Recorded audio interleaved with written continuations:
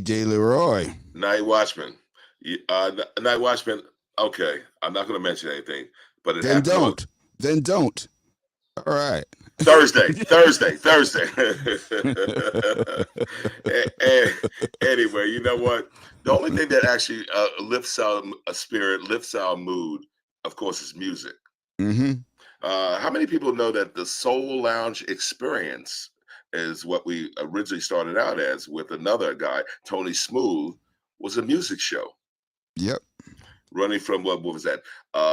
Midnight to 6 a.m. So 6 hours, buddy, a 6-hour block. Mm-hmm. Woo! But incredible. So you know what? Talking about music, the music that gets me going now, man, and you just have to love it, is house music. Mm-hmm. That is, it seems like the lifeblood, the heartbeat, man, of all. And I certainly do know that one of the big ballers out there right here in Harlem. Can you say Sundae Sermon? Yeah, I can say it.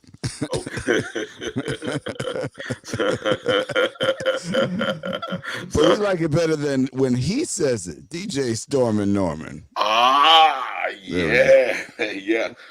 And who knew? Just like freaking Idris Elba, a lot of the people didn't even know, like, the dude was from across the pond until he opened up his voice, his mouth to speak, and then suddenly, oh. What about you, Norm? I'm just glad we didn't lose Stormin Norman to acting like Idris. Yeah. You two can have an English accent for 1999. and if you act now, you can get Jamaican for free. Oh my God! See.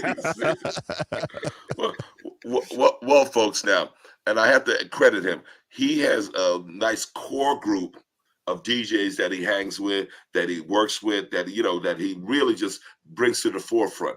And one of them actually found out is my neighbor right here on West 143rd Street. That can only be DJ Cozy, man. Hey, right. Don't give out the address, man. Yeah, that's what I'm saying. That's what I was about. I got access too, man. That's what I'm about to say. Oh my God! Okay. Right. All you said was the street. Yes, I did. I was careful about that. But Night Watchman, the address is. Right. Put that in the chat. Put it in the chat. Hey Curtis, what's your social security number, bud? Wow. So your mother's maiden name. Yeah. See, now this is what I want. Okay, is that and Night Watchman? I'll let you do the opening salvo if you'd like. Would you like to do that? Salvo? No, this is a peaceful. Wow. Okay. We're not shooting. Okay. Then I'll start it off. So, gentlemen, one thing that I definitely was able to observe on public television, PBS, was the fact that there was a mini series, I think 3 episodes, about disco music, right? But then, with the death of disco and that horrible display that happened there, and I believe it was White Sox Stadium, the burning of yes, Cubs. Yeah. Oh, okay. So, I want your comments, and also, do you believe that was also then the birth, the transition to house? I'll start off with you, Stormin Norman. Please take it. Well, you know what? House music was something that evolved out of the 4/4 beat that disco is. Okay. So if you're saying that disco ran from around 73 to 82, those kind of beats were already there in terms of disco originally was underground, and then it became popular in the gay nightclubs. Went to 54, and then all of a sudden everybody's broadcasting disco. Yeah, So the essence of house music actually sort of there was overlap, Uh-huh.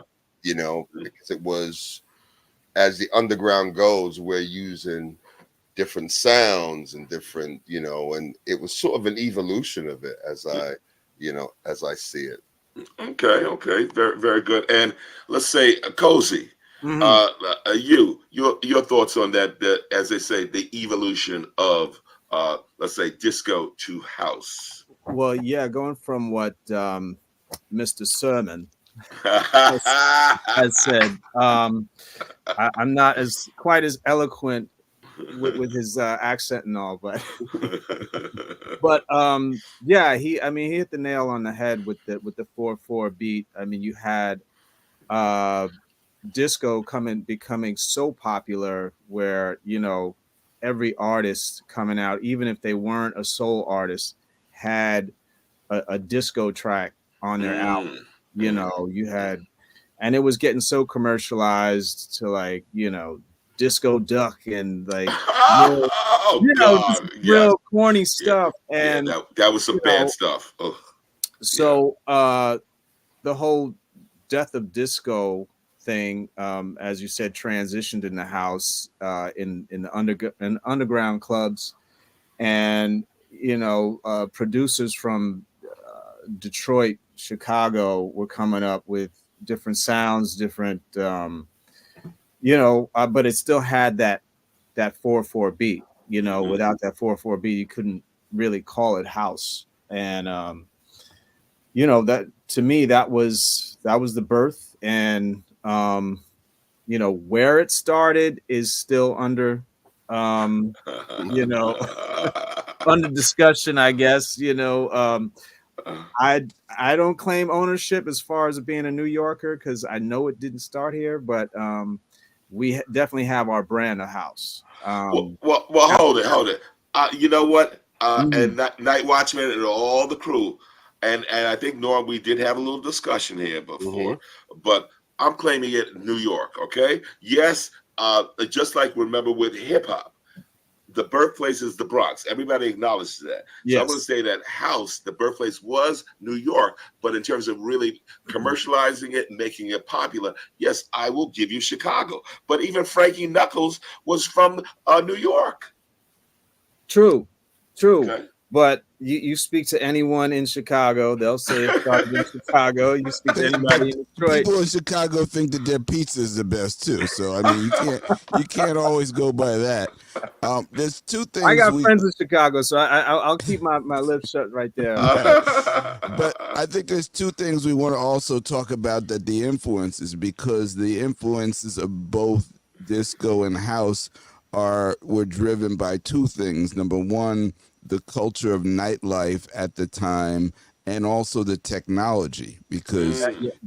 the technology, first of all, just the technology of mixing, which started really in the mid 70s. I mean, I remember in high school having a party where we just had two turntables wired together. There was no fade. It was rough, but the concept was there about having continuous music. And eventually we started to see real mixers come out where you could not only fade back and forth, but you could start to cue. So the technology got better, and then samplers came in, and that influenced the music too. So whereas disco was, a lot of disco was very highly orchestrated. I mean, you think about the great South Soul Orchestra and the MFSB Orchestra, and the influences they had on the music, where it was still a 4/4 beat, but this lush instrumentation. And then when it kind of morphed into house, a lot of it was more stripped down and more samples in there. So the technology and what was going on nightlife wise has always driven where the music goes. Right. No doubt, no Right. doubt. And I gotta say now, and correct me if I'm wrong, but I did notice, especially in say some house, a great tenor voice dominating that bad boy, and just over the beat. Norm, thoughts, man? You know, that voice was really really based from the church, really, and a lot of female singers. Yes. That sort of brought it to the front, like Gloria Gaynor. Yes. You know, well, Patricia Russian was later, but Martha Wash. Martha Wash was later, but Yeah, Candy Stanton. Oh yes, yes. You know, they were 60s to 70s singer, Patti LaBelle. You know, all of those singers. So, sort of the spiritualness of the church and that voice really touched, very sonically appealing. Yes. Set me free, ain't no mountain high enough. Those kind of songs. You know what I mean? And that also really appealed to the gay audience. Because they were also at the time trying to be free and set me free and take me over the mountain, and what I mean. So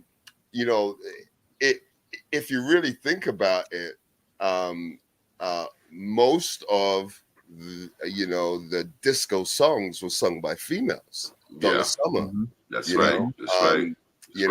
So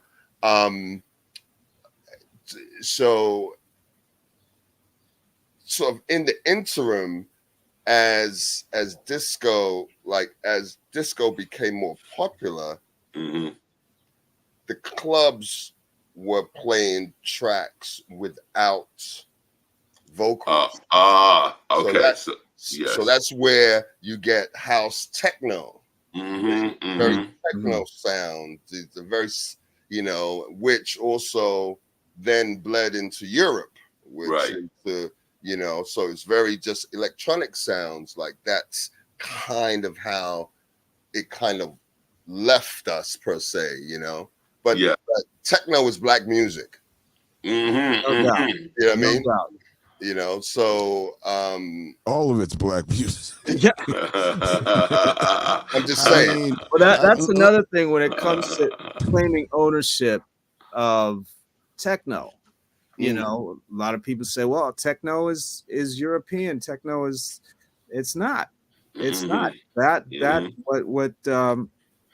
What he said was like so poignant, because you had those transitional sounds from disco to house or techno, where you had the technology, what it was, and the samplings, and the loss of the strings and the orchestrated beats. Now it's sounds, what I mean? But those sounds started in the clubs and with those house producers. It was no longer, it was started here in the States by black musicians. And I call them musicians, they were DJs. They were DJs, but you listen to it and you love it so much. They're musicians. Absolutely. Well, gentlemen, one of the things I have to also cue in here, because Stormin Norman, you're from across the pond, okay, of Jamaican roots, okay. So bottom line, and I know that was not necessarily the music that you were hearing at home. So tell me about your evolution into, let's say, doing what you do in terms of becoming a DJ and also playing what you play. Yeah, I mean, growing up in a Caribbean, in a Jamaican household, we're listening to everything, we're listening, we have all the albums, Tom Jones, we have the Marleys, we have all of the Motown, to Al Green and Teddy and Isley Brothers. The British influence was or influence was definitely everything American, Mhm. most like every country, you know what I mean? Yes. So we listened to everything. So when we started to, you know, it's funny. I remember I tell this story all the time, especially on like a Saturday or a Sunday. So our TV was next to the record player, right? And my parents would be cooking on a Saturday, and generally on Saturdays in a Jamaican house, it's soup, right? God. Right? Gungle pea soup, chicken soup, you know, tripe, So here's me in front of the TV. The TV's right here, and then the record player is literally arm's reach. So my mom would say, put on like a Shirley Bassey record, right? Oh yes, Goldfinger, baby, right? yes. And my mom loved Shirley Bassey because she was just nasty, her and well, Minnie was a little, anyway. Okay, yes. But what I would hear, like I'm watching my cartoons like this, and then I would hear from the kitchen, play it again. And all I would do is just reach out my arm, click the button, it would go and drop. So I could do it without even looking. I quick look, boop, boop, and watch my Bugs Bunny. Music was always in our house. My parents often had friends over, always had parties. And then here's little me, just running around these grown-ups, they're, listening to ska and roots, like Studio One, like 60s, like Charlie Chaplin and all of that. And then later on, we would gravitate, you'll hear the Harold Melvin and the Blue Notes to Michael Jackson to, Candido, like I would hear everything, you know what I mean? So my dad he would buy records all the time. So that's kind of how my influences of music kind of came about. Beautiful. Looks like you still got a few records. Hey, you know that Bob Marley live right there? There it is. That Bob Marley live. That's my dad's. Like, wow. Okay. I tell you a quick funny story. My parents used to come to every New Year's that I played. Didn't matter where it was. It could be from the hoodest spot to the most chic spot. So, what's that place on 14th Street? The theater. What's it called now? Palladium. No. Not 14th Street.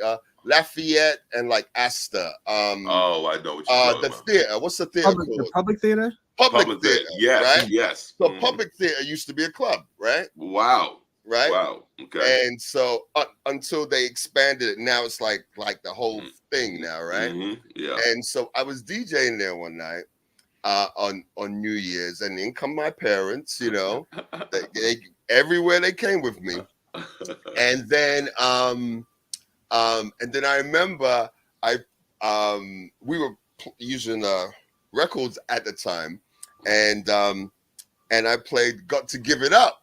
Right? Yeah. So I have the live from the Palladium version, which is like 16 minutes, right? Oh my God. So I drop it, right? And my mom and dad are like, doing their two-step. They love to dance. Nice. They were always the last that's right. One. I think I danced with your mom's The Hustle. Yeah. Oh my God. Yes. And so what happened was, so now it goes into the break. Now that break is like a good 4 minutes. It's like boom, boom, boom, boom, boom, boom, boom, boom. And so all of a sudden, like I'm turned around and I'm finding something else. And I turn around and my dad is standing there like, that's my record, why? and it has his name on it. Oh Like, my God. he's got Ken on it. Why am I record? Oh my God! No, yes, exactly.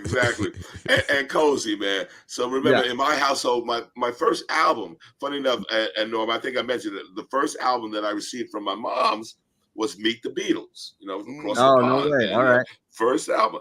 But then, of course, my heavy exposure, of course, was Motown. So tell me about your evolution, especially being that you're often, let's say, said that you are a roots boy yourself, but you're not. So tell me, man. Well, actually, first exposure to records and listening to records. I have an older sister. She's 3 years older. Gotcha. And Vanessa's I 3 just years remember older? playing back and forth, like the Jackson 5 ABC album. Oh yes, Right. So like till it couldn't play anymore. So like you knew every song skip. Oh, here's where it skips. You knew exactly where each song skipped at, and like Yes. so it was that album, pretty much the first 3 Michael Jackson albums or Jackson 5 albums. Jackson 5, yeah. Yeah. And so that was my first, because we would just run around the house singing these songs.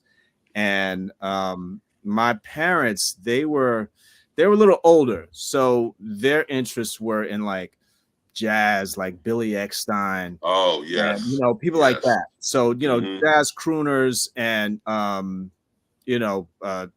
trumpeters and things like that. So it wasn't until like the early to mid 70s where we lived in a building.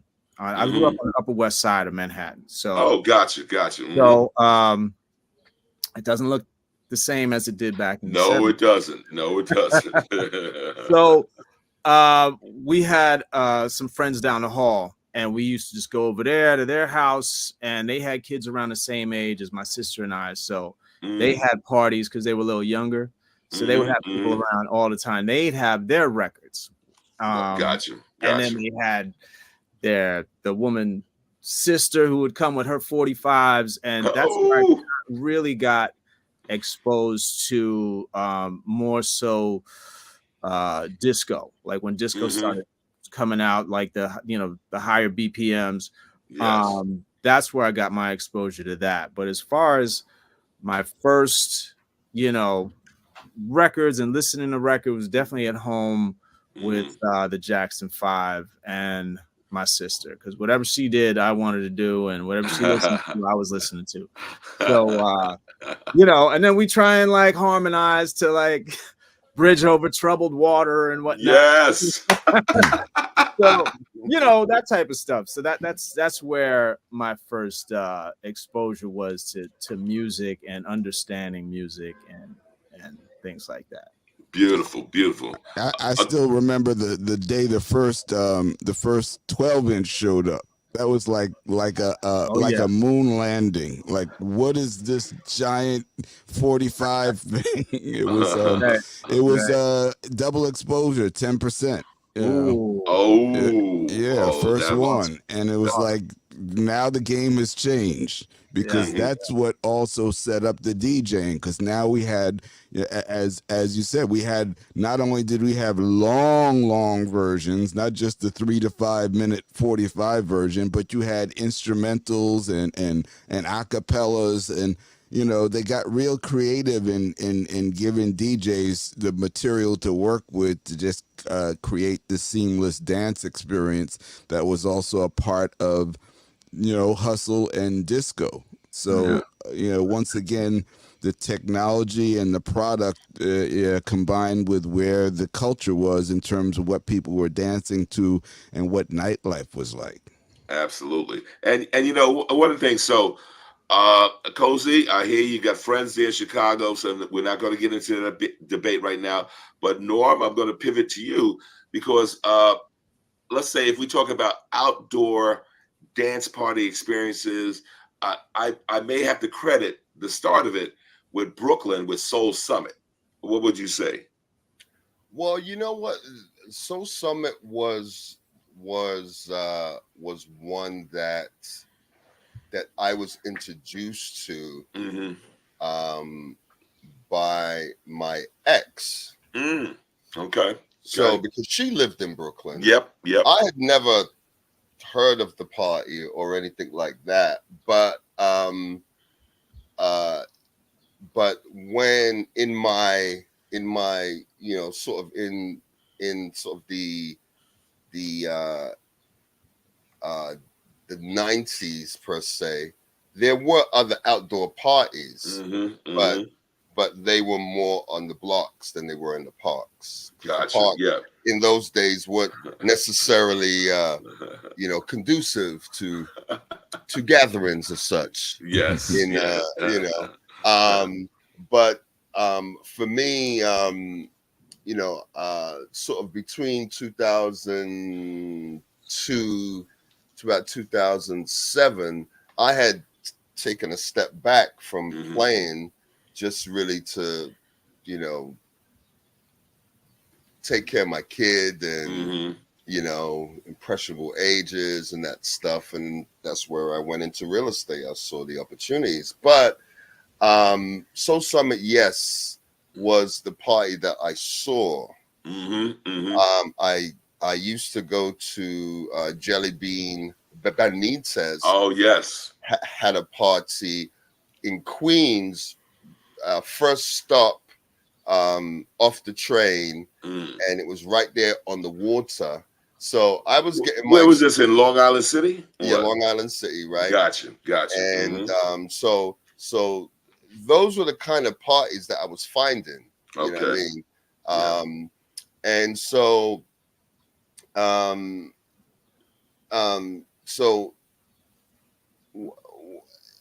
when I came up with Sundae Sermon, Sundae Sermon was sort of an idea that I would see all the Harlem people in Brooklyn and Long Island City and all these other dance music situations. And I was like, well, why can't I do it here? Yes. In Harlem, there's so many of us.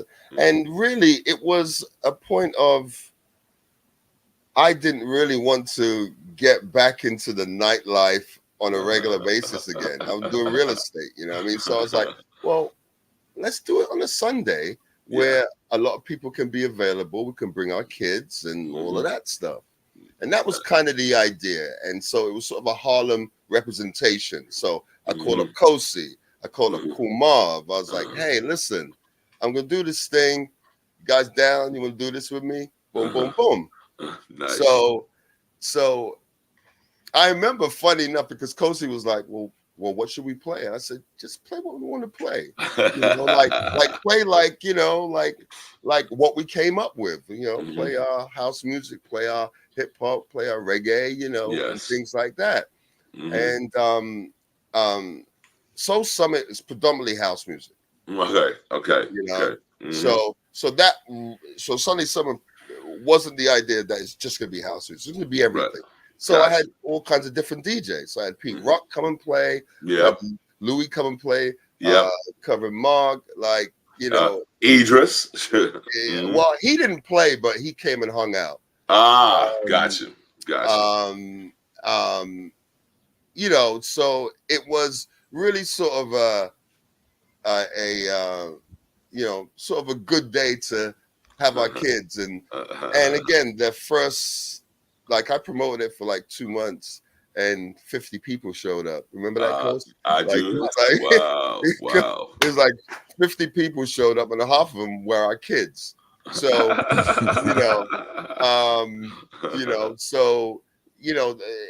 yes, the influence came from the gathering as not so much about the music. It was like, oh, look at this. Yes. Look at these people, look at this happiness, look at this. Yeah.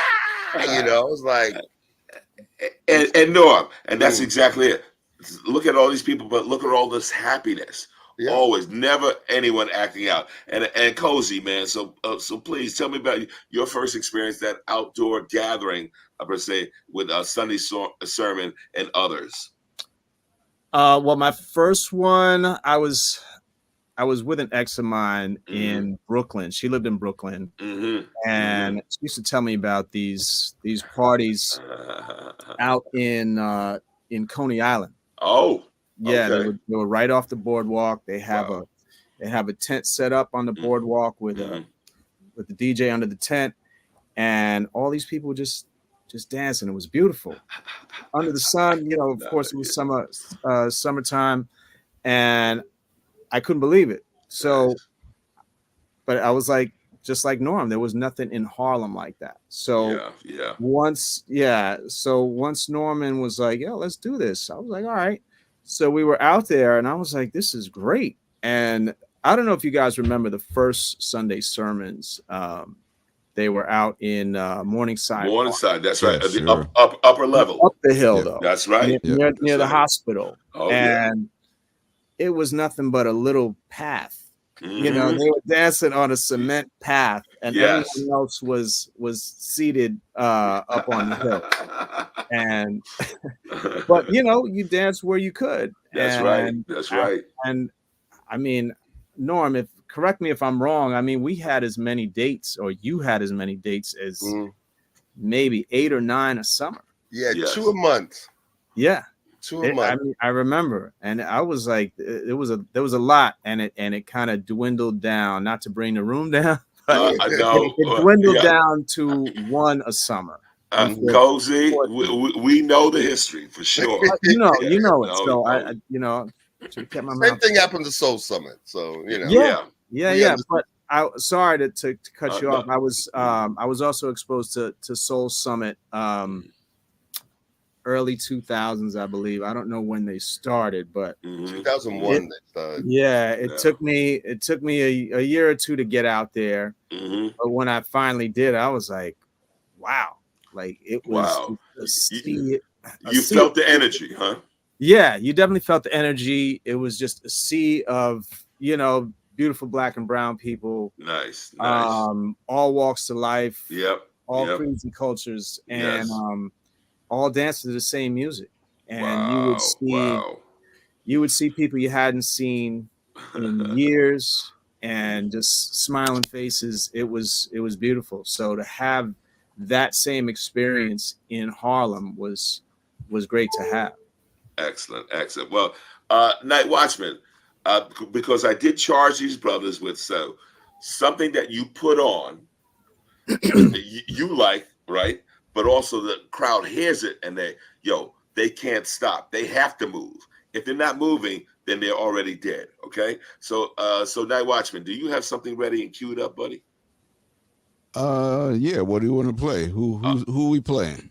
You know what? Let's see what Norm has to offer here. Okay. All right. My ghetto rap. We're gonna get it popping. So if you're gonna play that, at least I can give you a little. Go ahead. No, go ahead. No. Go and listen to it first. Oh shoot.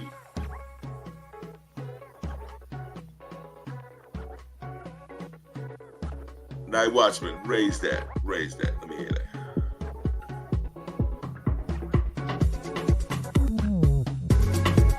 My song will be heard coming out of the minds of a diamond potential people, waiting to go blind, so that I may see a serene madness. In this bright darkness, I will write a new past, present. Where's my tambourine? Will be paid with amber, capturing every piece of history. As an onyx skin and sunrise Lazarus sat next to me while it showed that shadows on brick walls. Oh, you got the logo on it too. Look at that. The storm's rain will soon come. Listening to the hum drum.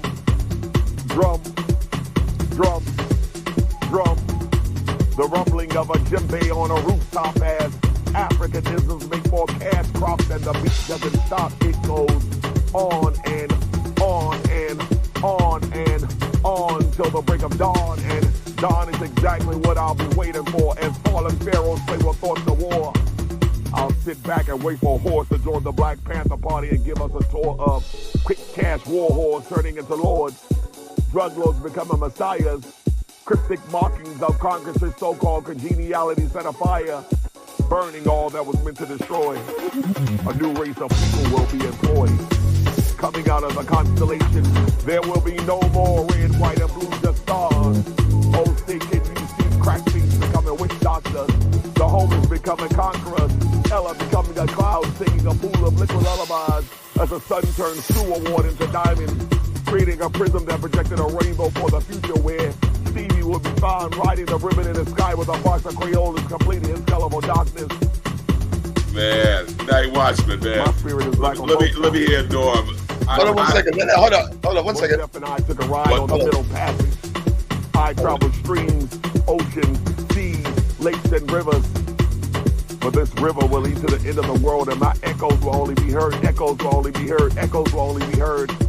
I want my people to be free. To be free. I want my people to be free. To be free. To be free. This is my ghetto rap. All right, you can go now. Woo!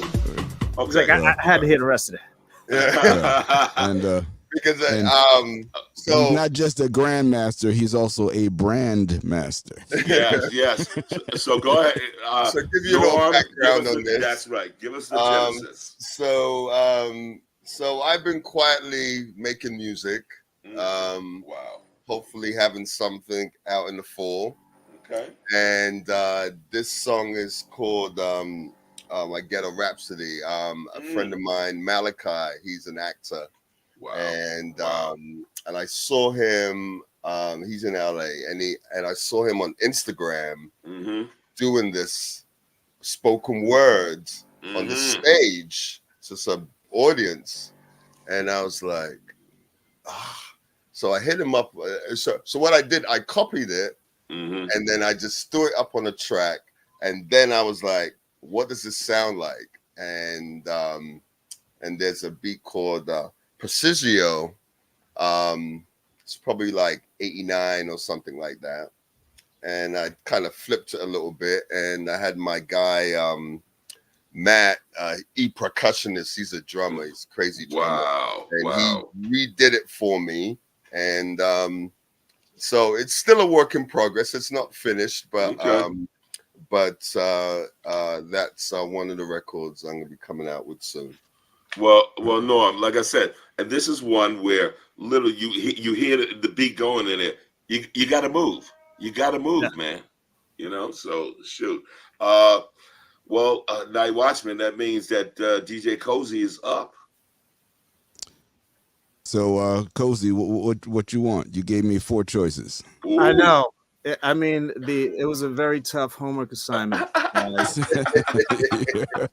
a DJ what his favorite song was. You know what? Any of those 4 tracks, because you guys had me up late, like trying to think of one song. After you put the kids to bed, I'm like, man, there's too many songs. So I gave you 4 that I thought.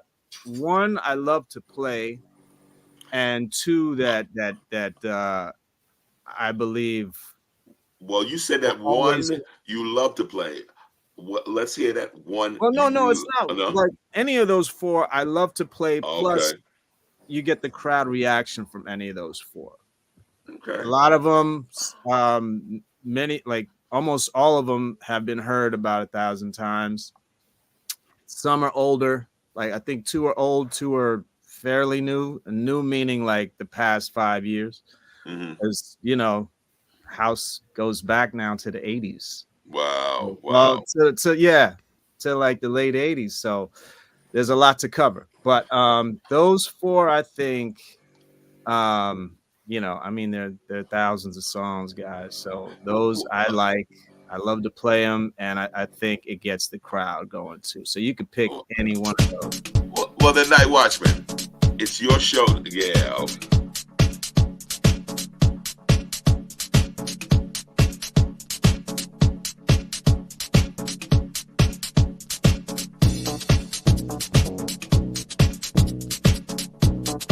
Yeah. So I remember listening to this song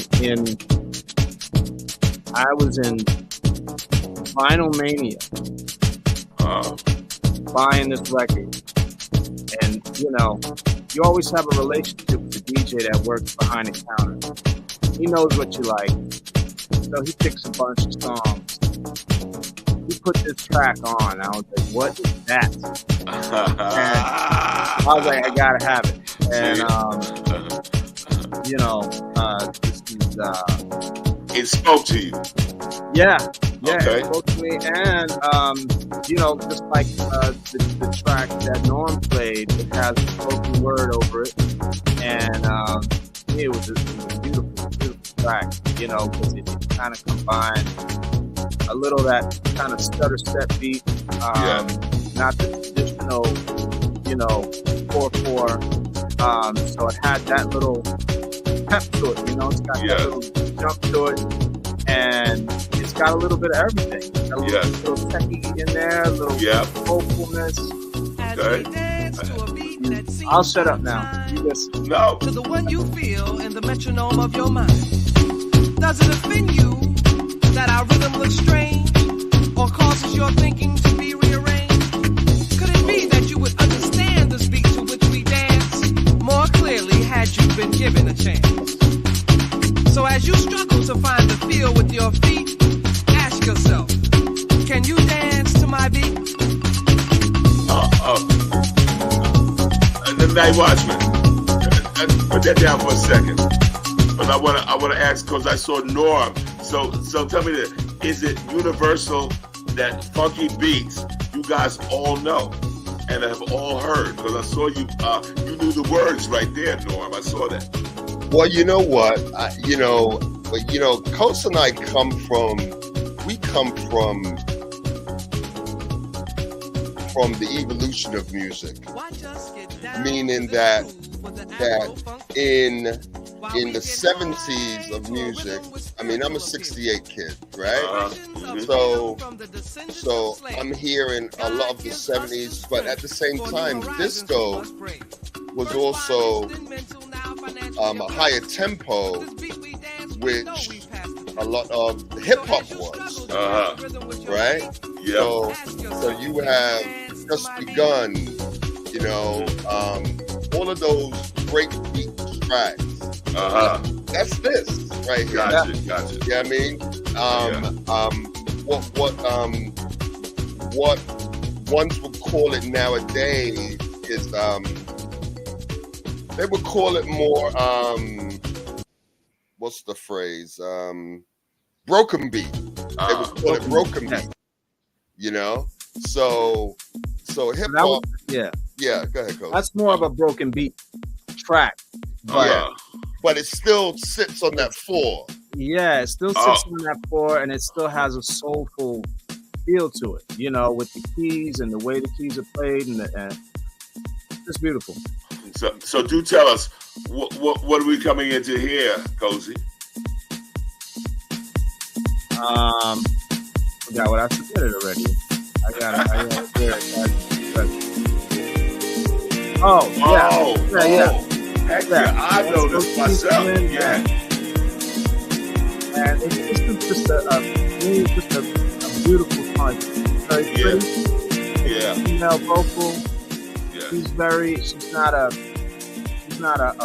belter, meaning like she's not a Martha Wash or anything like that. Right. But she's got a very pretty voice, and to me, it just speaks to just outdoor dancing. Yeah. Like, you know, DJs have crates that they use. Cozy, I see the sunshine. The sunshine, and you see people sweating. You see people Yes. doing twirls. And to me, when I visualize, when I do just that. When I hear a song, you see where it fits in. Yes. So like, all right, this is a rugged reggae track. I see the lights off with one red light. I see people bent over. I see people, I see outdoors. I see trees. You know what I mean? Yes. You see out. Yes. So that's I even have a crate, just outdoor house. Really? Are you serious? Yes. Because there's so many. Because instead of scrolling through thousands and thousands of tracks, you're like, let me narrow it down into this. Like, if I'm gonna be doing this outdoor festival or this block party or something, let me get at least 20 tracks that speaks to that time. And it helps a lot to me because I'm a scatterbrain like that. And I have to have everything. Hey, listen, if Coast is a scatterbrain, I'm a damn Tasmanian devil. Like, I am all over the place talking about scrolling. I have to be very, yeah.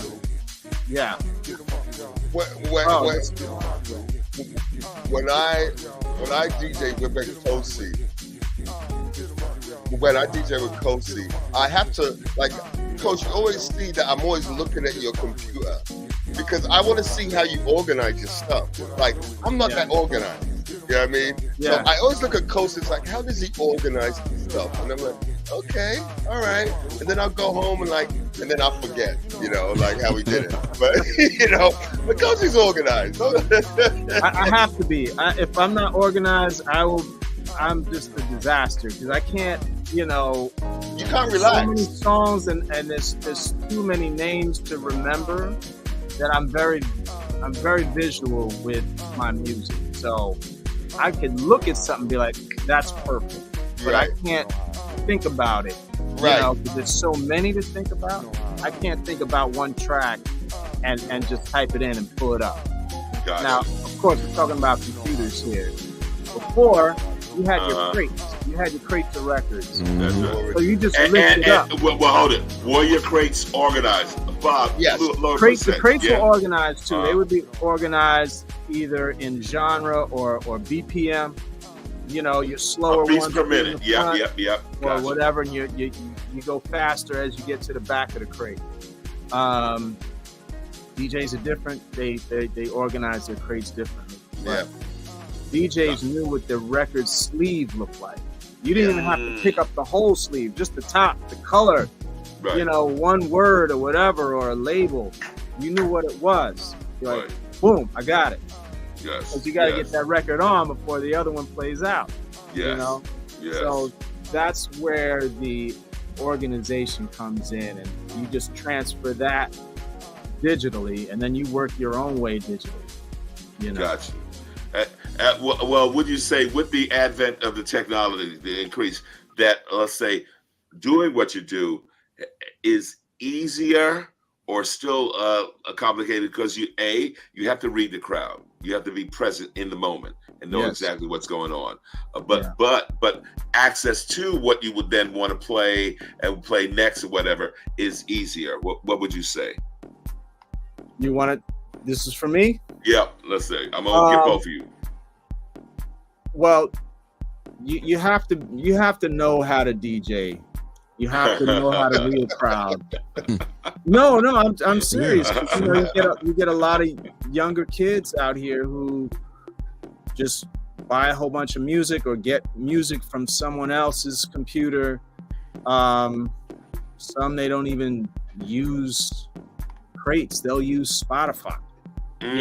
So they don't even have the actual songs. Wow. But I'm not here to criticize how you get your music, but if you don't know how to DJ and read a crowd and because it's like reading a book or writing a book, you have to set them, you set the tone first, you bring them up, you may bring them down and back up, and it's a story you're telling. Yes. Yes. You're setting a mood, you're creating a feeling within someone. You're working with them, not against them. You're not working for yourself. You're like, all right, let's see where we can take this. Let's set them off smooth, and as they progress, you have to read them. They've got 2 drinks in them now. They're ready to go. So you gotta give them that and take them on this journey. And it's okay. It's almost 4 a.m. We got to start bringing it down, and you do that with your music. You're not going to leave them on, a crazy high note. You can if you want. Yes. But I like to bring them down because then you can explore different music that way also. Gotcha. Get into different types of music that way. But going back to your question, with the computer versus records, it can be a hindrance. It can handicap you because some people get locked into their crates and they'll play the same songs in the same order. Wow. At every party, every function, huh? Yeah. To the point where, if you have a regular gig, they'll tell you what the next song would be because they heard it all. So I try to avoid that. I try to either mix up the crates or just remember what I played the last time I played that particular venue with that same crowd. Oh, I played this because I remember the reaction I got from this. I might play some of the same songs, but not necessarily in the same order. Gotcha. And Norm, in terms of, let's say, what we're just talking about, reading the room and just knowing your audience. Tell me your process, man. You know what? I have come, we have come from a place. There was sort of an unwritten rule that you only played a record once, right? Mm-hmm. And let's just say it's a big record, yeah? Right. You start at 10 o'clock and you have your early birds, right? Right. By 12, you'll play that big hot record for those people that will be gone by 1. Right. Mm-hmm. And then you have your banger sets that you play at 1 o'clock. Mm-hmm. And then that record you would probably put right in the middle between that 1 and 2:30 time. So you have your whole banger set that's fire. Right. You know what I mean? And then everybody's heard everything. Then you tail off into the older stuff. Then you bring them down, and you're playing, outstanding, whatever, Mary, you're down there. That's where the couples are left. Right. And then they're swinging together and and then and then you have the stragglers at the side trying to get a little bit in, you know what I mean? But my process is the same. It's the unwritten rule. Like unfortunately, technology and, as we say, DJs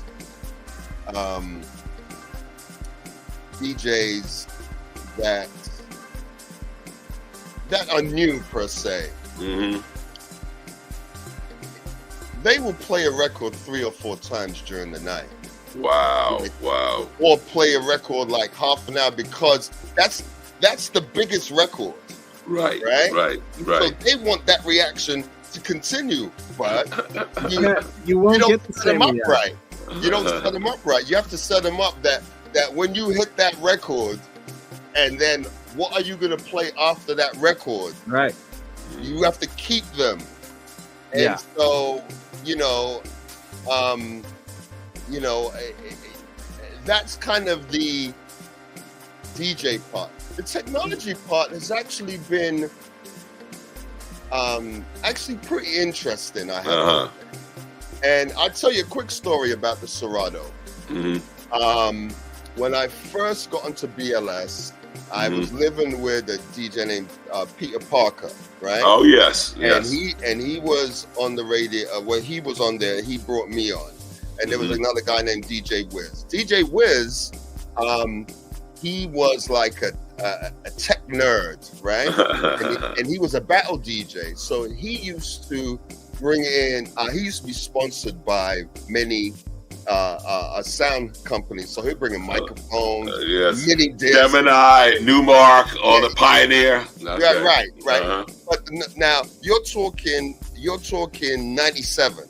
Okay. Right? Wow. Right? So mixes, etc. So one day, he comes in and he says, "Listen, come up to the room. He says, watch this. Now, everything he's brought to us, like the mini discs, all those things, didn't happen, right? Yep. So he says, so he puts the record on, it's connected to a computer, and this is like 97, and he goes, hey, Norm, watch this. So he scratches, and the needle goes like this. Wow. So me and Peter look at each other, that's some other bullshit. Like, 4 years later, it comes to market, and here we are using Serato. So the technology has enabled us to do things like, for instance, which we were talking about playing record codes. Mm-hmm. Like I would go to play vinyl, and what the vinyl did was kept you engaged in what you were doing, because you couldn't, like now, if you turn around and you got 30 seconds left on the record, you can just loop it, or you can just go look up and down, click, and then drop it in. You can't, you know, and the technology sometimes made you a little bit lazy, to be perfectly honest. You know? I hear you. Yes. So you know, that's you know, it makes some lazy. It makes some lazy. I mean, there's beautiful things about that technology, you know, and how some of these kids are using it. But I basically still just play straight. You know, I don't really get into too much of, like, I do the effects, but I don't really do too much of other things. Looping is great, right, Chris? You know?